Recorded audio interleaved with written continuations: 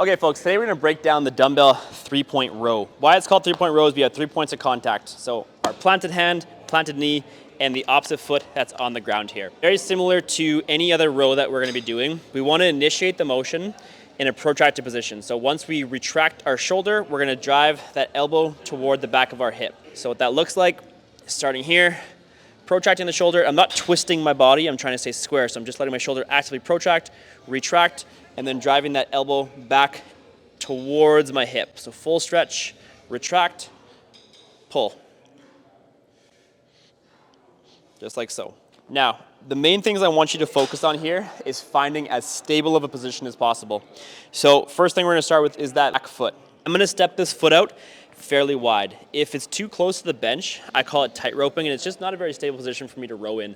So from here, I just really can't set my hips, and it's gonna be that much harder, especially as that weight starts to get heavier. So find that super nice kind of wide position that my hips are nice and square to really allow myself to get as much force going into that dumbbell as possible.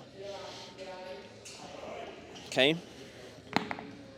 Another thing we want to try to avoid is driving the elbow up towards the roof. And that's why I'm really trying to make it known that you're trying to guide your elbow back towards your hip, not coming straight up and down like so. We're going to really jack up your trap in this position. So that's why you want to think about keeping your shoulder blade back in your back pocket. So we're driving back, retracting, pulling, full stretch down, drive back, just like so.